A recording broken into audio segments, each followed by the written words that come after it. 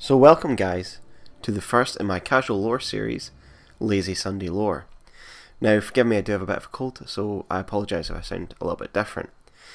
Now the idea behind this is just to have a casual bit of gameplay where I talk about some lore points in a more casual environment while I just play through the game, so it's not as scripted as my usual long form videos. I've got a couple of subjects I'd like to talk about today, as well as a couple of Q&A type questions that I got from my channel, from my subscribers. So let's just start and we'll take it from there. So the first thing I want to talk about today is actually the characters in the game through the three games. In Dark Souls 3 you are the Ashen One, whereas in the other games I feel like there's less of a backstory, and this kind of ties into the original idea behind the RPG elements of the original Dark Souls. Now, interviews with Miyazaki at the time of Dark Souls coming out was that there wasn't meant to be a lot of backstory to your character, so that you in fact would create it yourself. So the other day, for example, I created a character called Tink.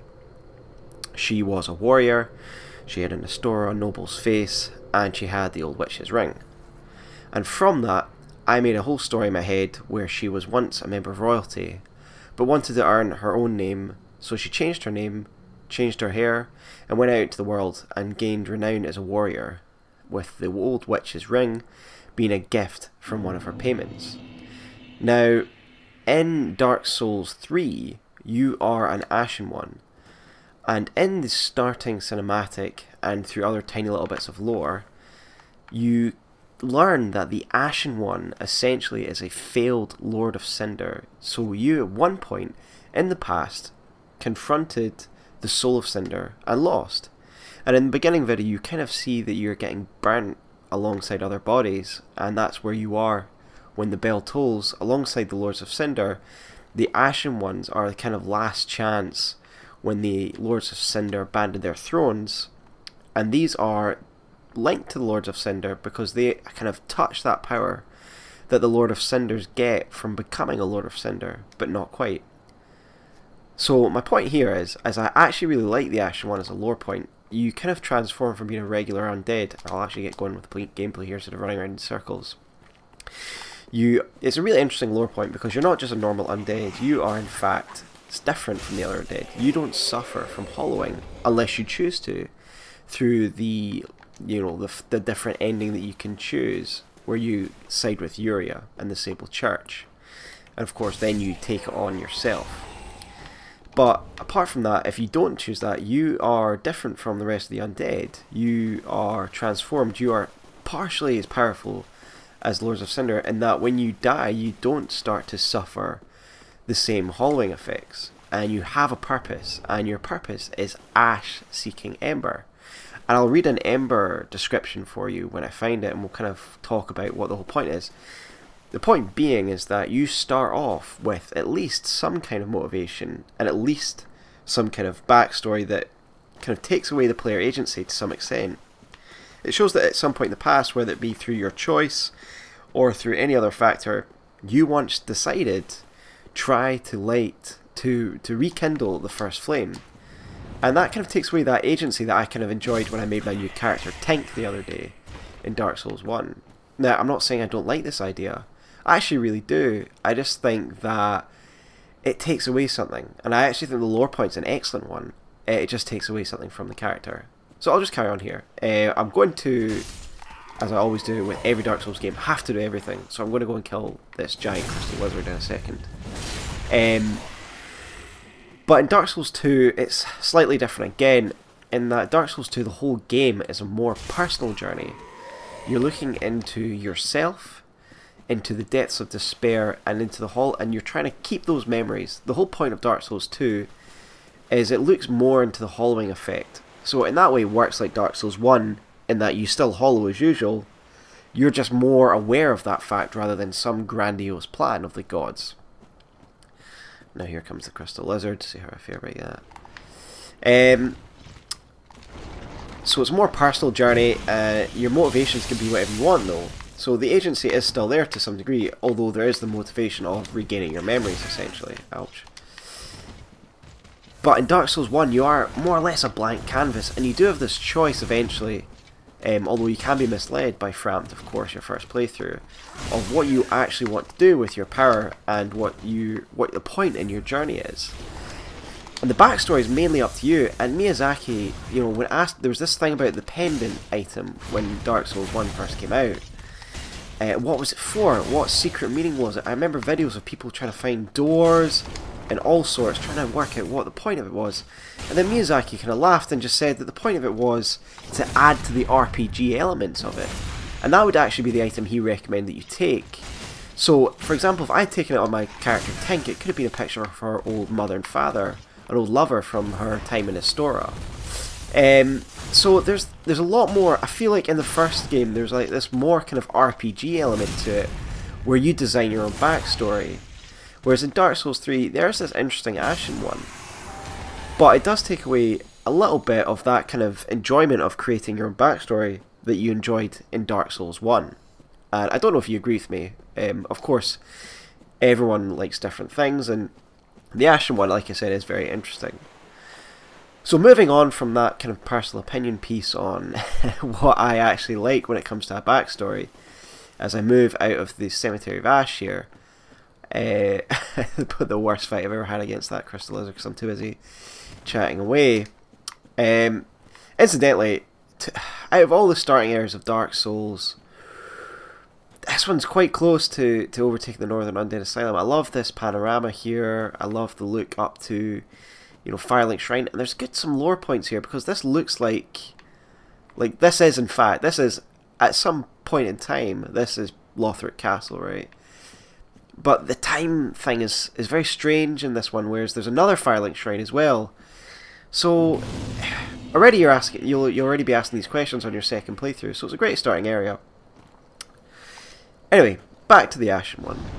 So we'll get our first Amber soon before we hit Firelink Shrine. And the Ashen One, lots of people tell you, including in the DLC when you go to Painting World of Ariandel, that the Ash are always seeking fire, and by fire they do literally mean fire, of course, but also power. And that the Lord of Cinder in general touched that power of the fire, that original first flame, and the Ash do as well to a certain extent. But the Ember item tells you this is only temporary, so we're continually on this cycle of being Ash that's not worthy enough to bear the flame or bear being a Lord of Cinder. But then we're always seeking it and getting stronger and stronger, albeit a temporary state over and over again.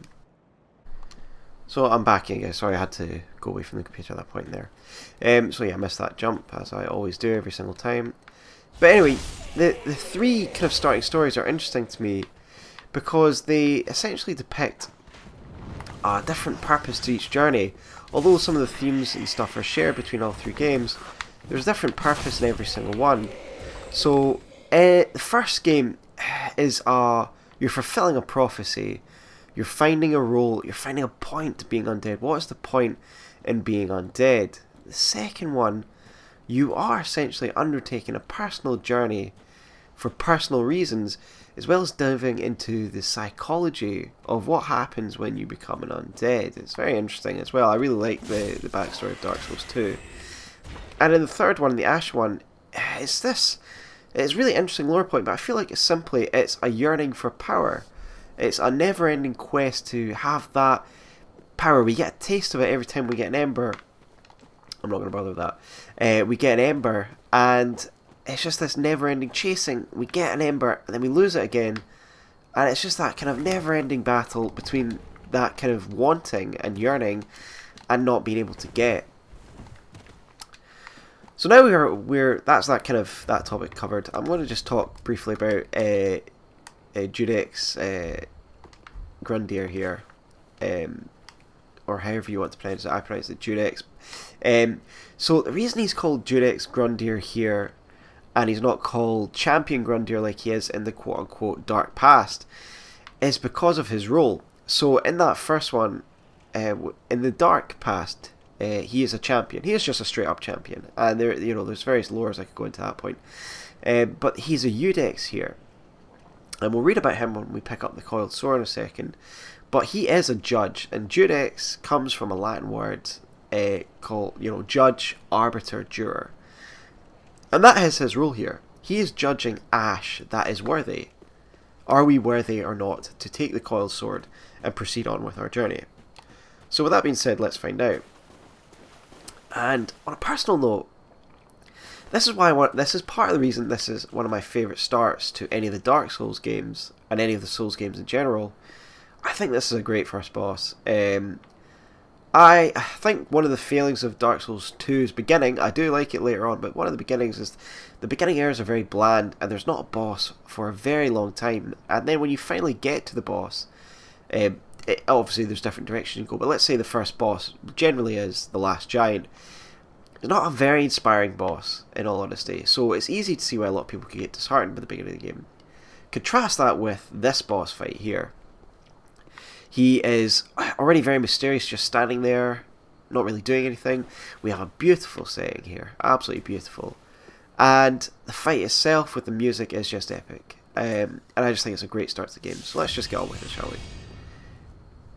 So the next topic I'm going to talk about after I die or beat Grundyr here is I'm going to talk about Aldrich now, because I did that was my first, actually, my Dark Souls 3 video was on Aldrich, because he was my favourite character when I first started playing, and I stand by the fact he is still a great character, but I'd just like to revisit in the way we view the Deep, because I've just released that video on the Deep, and I feel like now I've got a better understanding, and us as a community in general have a better understanding of what the Deep actually is, and what the point of Aldrich's religion is that I'd like to kind of talk about maybe now his actions, and maybe why they are a little bit more understandable rather than just being the ravings of essentially a madman, or someone who uses religion to further his own ends, which is what I essentially initially thought.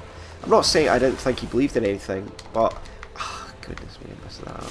I essentially thought that he he didn't necessarily believe everything that he said. Okay, good start.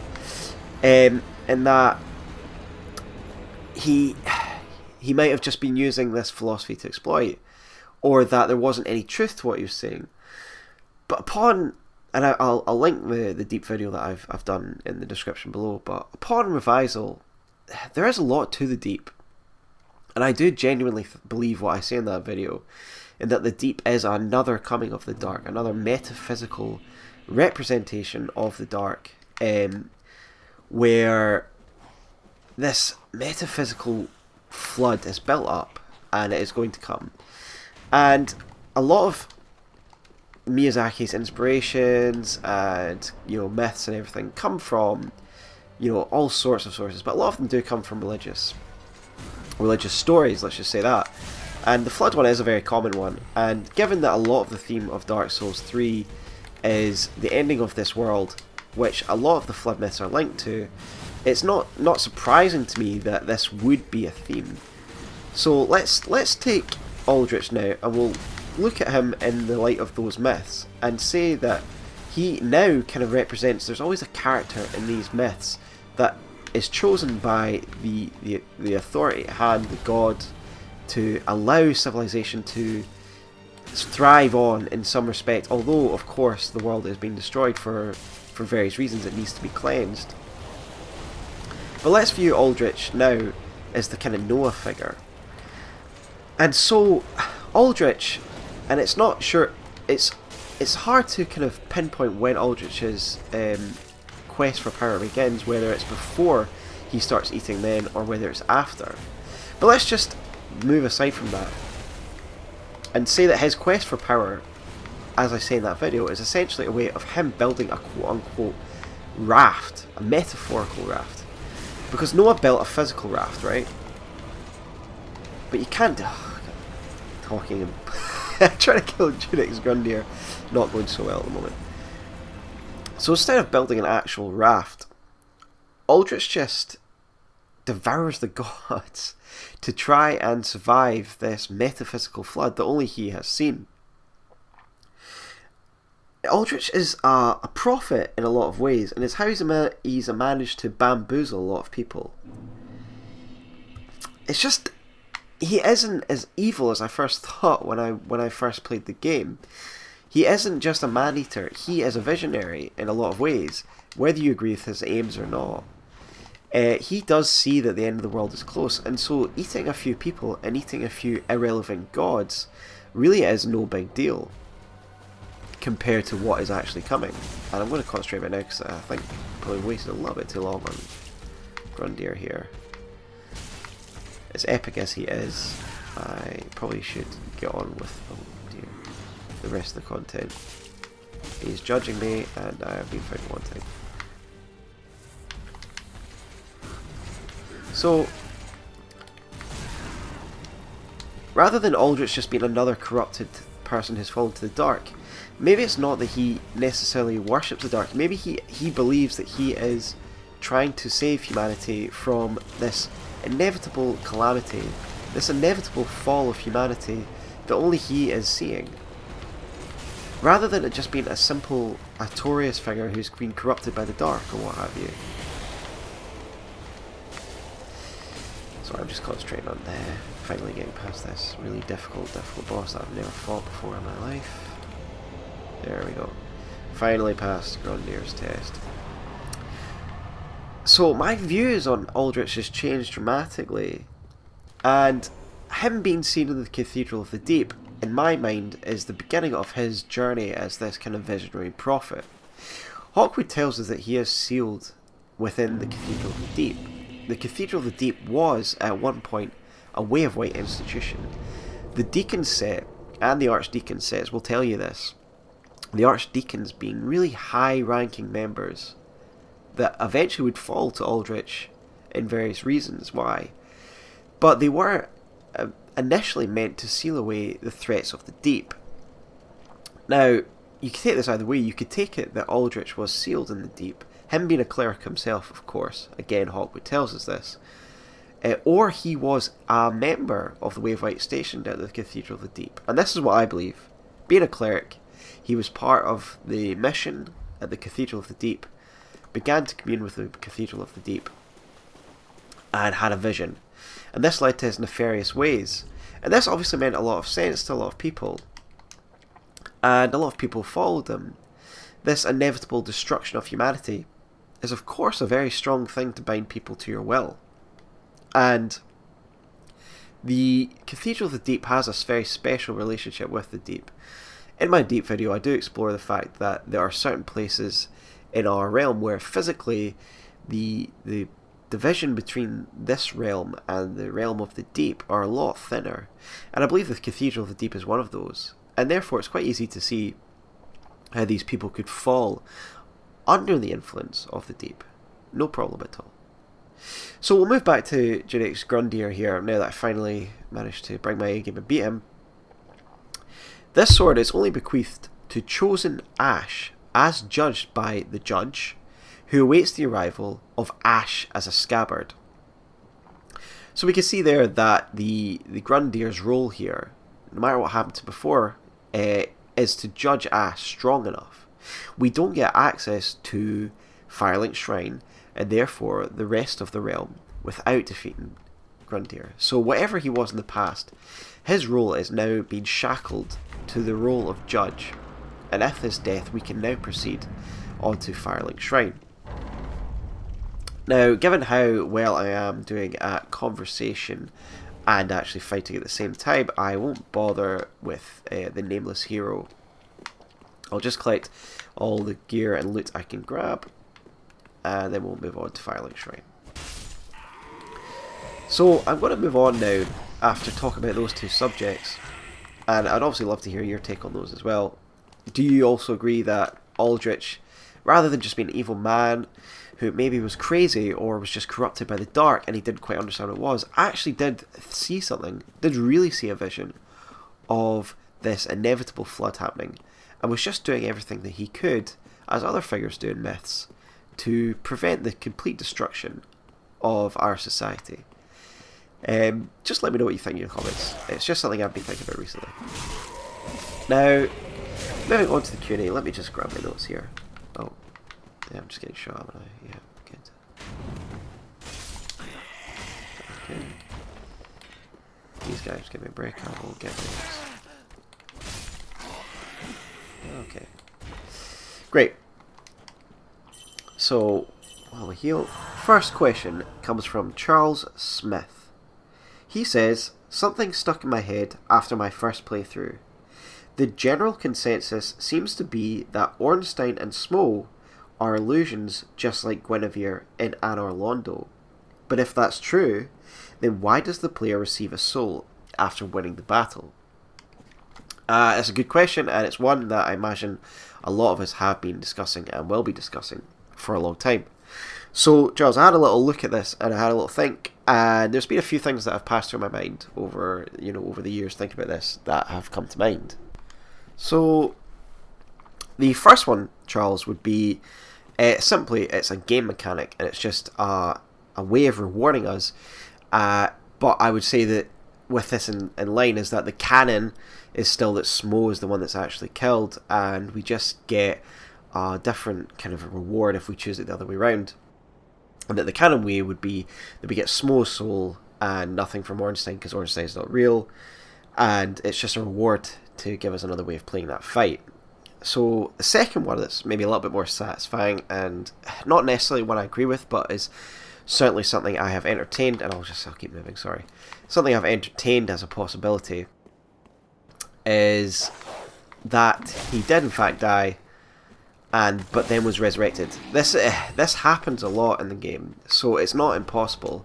I'm not saying like for like people come back all the time, but souls are recycled, and again, this is one of the major themes in Dark Souls 2. And it's very possible that the old Dragon Slayer in Dark Souls 2 is Ornstein partially reconstructed, recycled, reanimated. Not entirely possible, but it's a possibility. So it's one possibility is he does die in that fight, but he just comes back. His soul's recycled and he comes back as Ornstein again. Not the most satisfying answer, quite an easy answer to give, but I just thought I'd lay it out on the table. Let's actually go into Firelink Shrine here. And here we are. I really like this hub area as well. I think that this is a great hub area, and I really love. There's a lot of elements to Dark Souls 3 that make it possibly my favourite. Still a lot of things that I miss from Dark Souls 1, but I really like this hub area. It's great. But while I'm standing here staring at these weird amount of blood stains, let's go into the third one, which is probably one I lean towards, but it's again maybe a little bit far-fetched for it to be canon. Is that the projection that you fight is a projection, but it is actually constructed from an apportionment of his soul. And by that I mean is that we know that lords and powerful beings can siphon off their soul, because Gwyn did this in Dark Souls 1. He split his soul amongst his followers, like the Four Kings. And everything like that means that it's possible that Ornstein portioned part of his soul, gave it to Gwendolyn or whatever, and Gwendolyn could easily have the power to fashion this into a fake Ornstein. And that's why we could get his soul, because it's an apportionment of it. And that's probably what I lean towards. So I hope that's a semi-satisfying answer to you. Before I go to the next one, let's just talk about what we heard there from the Maiden. She is basically telling us our purpose. Again, this is the thing, telling us our purpose. The thing about the first one, of course, we get told our purpose by Frampth and stuff, but the thing that's really cool about the first one is that is a lie, and not only does it mislead your character, but it can actually mislead you. Whereas in this one, it is straight up, we do need to bring the lords back to their thrones. And there are obviously other ways we can handle the ending, but again, we are straight on the path that's preordained for us. And then we're gonna embed the coiled sword that we won from being worthy, and now we can access the rest of the area. So I'll go on to the next question now that we've lit the bonfire there. Here's one that has bothered me. This is Hard Road 87. Here's one that has bothered me for ages, and we'll live. Here's one that's bothered me for ages. Why does Wolnir have Gwyn's sword?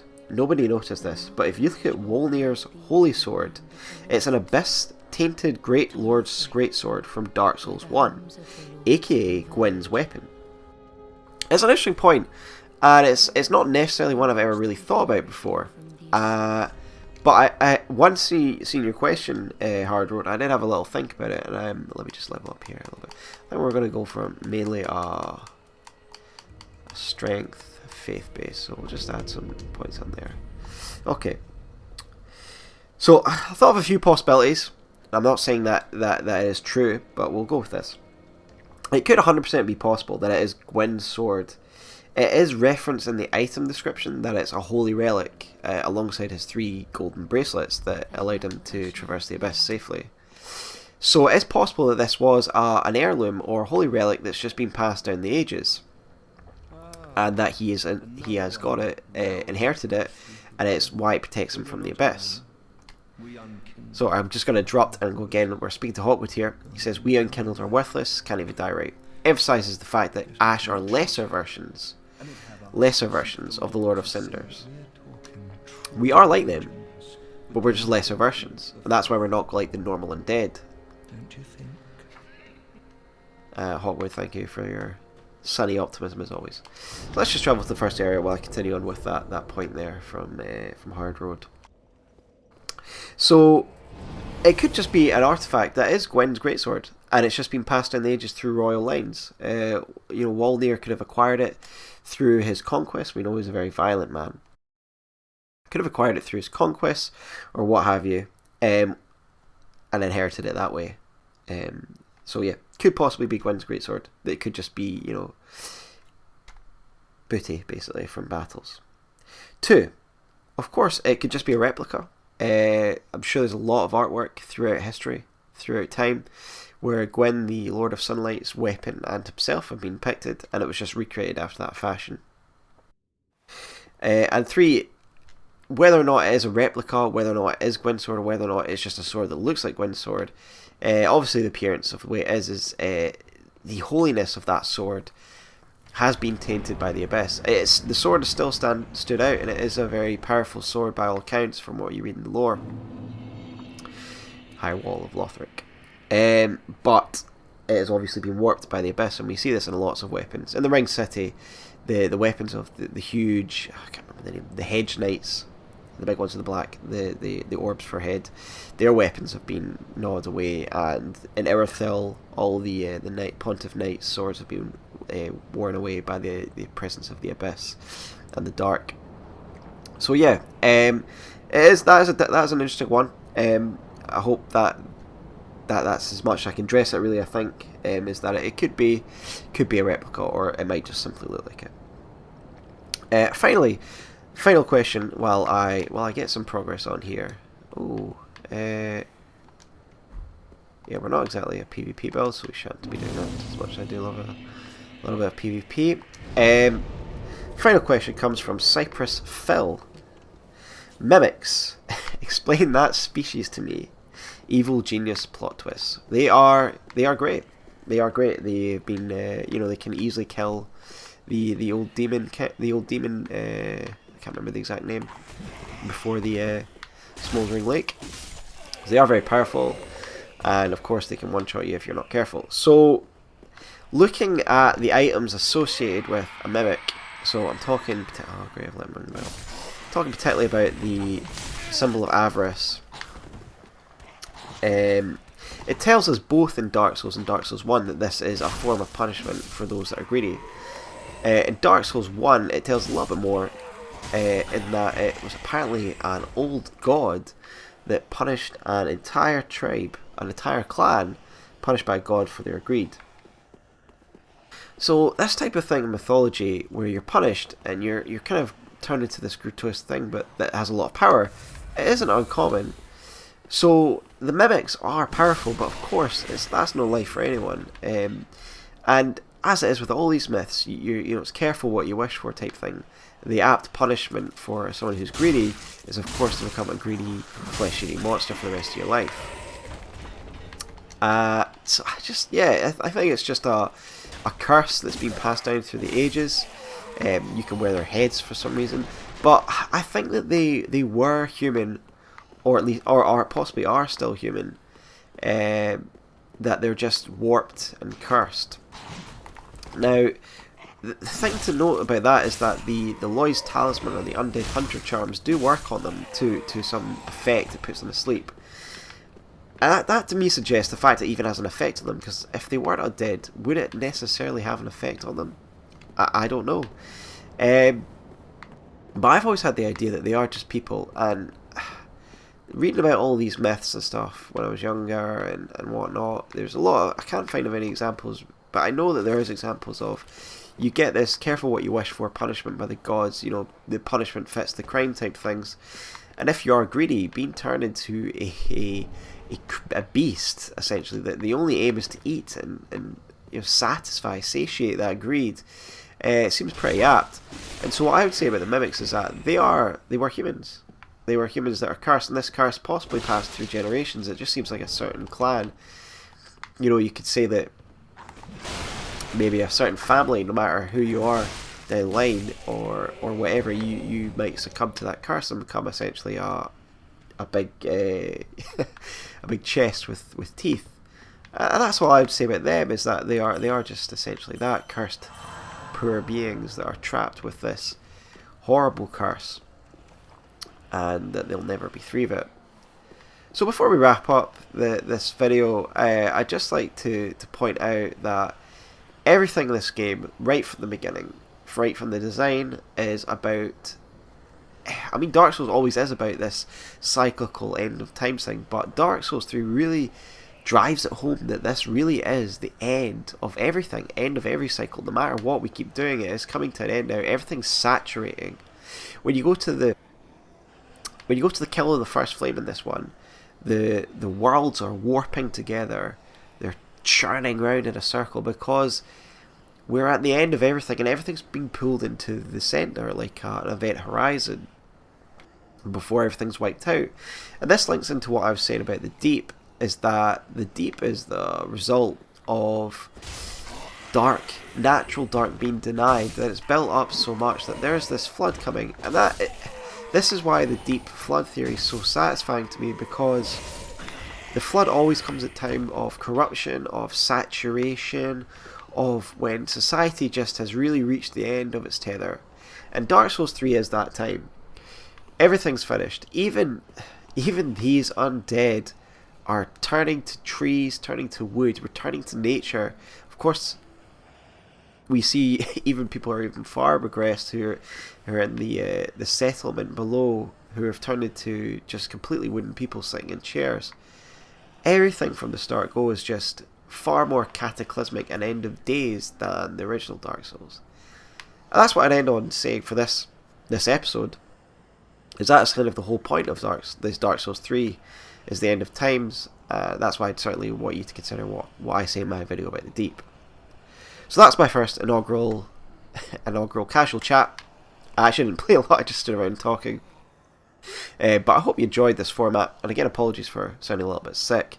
But please let me know if you like this format or what I can do to make it better. This, of course, is a work in progress. This is the pilot episode, if you like. But if you generally liked it and you like the idea and you've got some good suggestions going forward, I'm always happy suggestions. But I look forward to conversing with you in the comments about what we've talked about today. So thanks a lot, guys. Take care.